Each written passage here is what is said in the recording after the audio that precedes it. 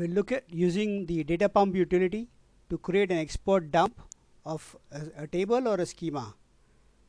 Since the DataPump works as a server-side process, the dump will always be created on the database server.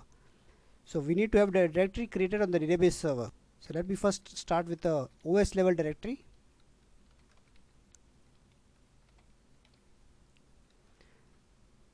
The directory needs write permissions for the Oracle account runs the database. So here the database is running as Oracle, so I need write permissions here. Then I need to map the physical directory to a logical directory inside the database. To use an account that has the create any directory privilege. So I'm going to use a system account here. It has the privilege.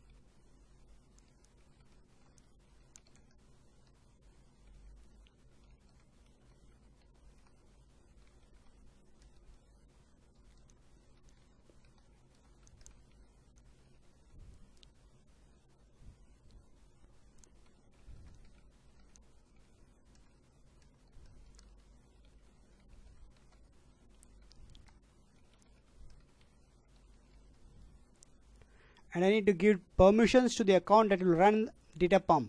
Since I want to use the HR on a DataPump, I need to give permissions to the HR account.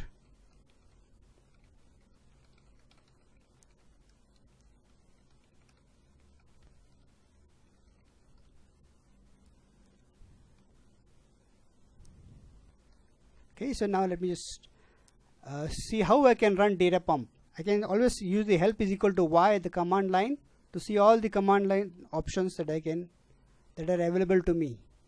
So if I scroll up, expdp help is equal to Y shows me all the options. It also shows me some examples here. So let me first try to export a table called copyemp.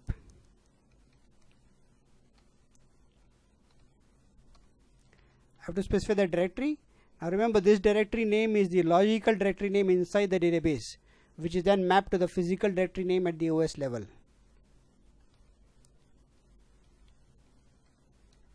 I have to name the dump file.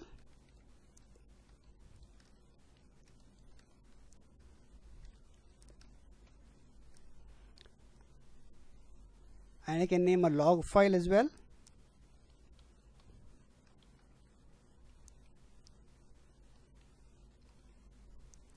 And then I name the table that I want to export.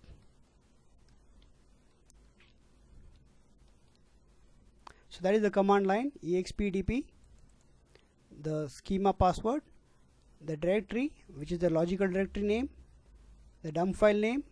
Oracle will automatically append a .dmp to it, a desired log file name, and what tables I want to export. Since it's a single table, let's just specify copyemp here. So what it does initially is it provides an estimate for the export as well. You can see it provides an estimate. Since we are using auto allocate, all initial extents are 64 kilobytes. So it uses that the size of the segment, which is 64 kilobytes only, as the estimate. You can also see that it exports the objects associated with the table. So whether there are indexes, whether there are constraints, if there are any triggers, whether there are any statistics on the indexes, all those objects are also exported with the table that is being exported. So you can see the table got exported. The actual export of the table was 25.2 kilobytes. I can see a dump file created here. And I can see the log file which I had specified here. Log file. So if I look at the log file name,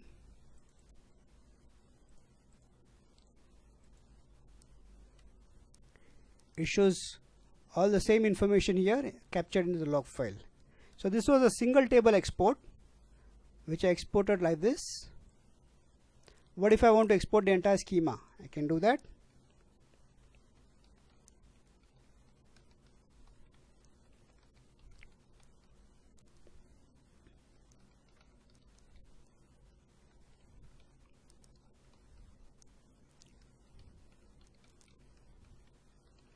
I don't specify tables as a command line option, so it will default to schema. So it interactively prompts me for the username password, since I did not specify the username password at the command line here. And now it says it's doing a schema export. You can see earlier it was a table export, now it's showing a schema export. And now it's giving the estimate for the entire schema, 640 kilobytes.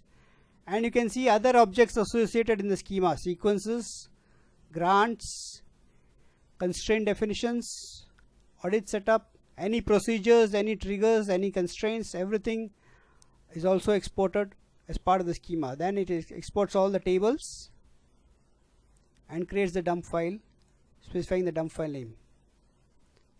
So you can see the file name here, HR schema export, and the log file.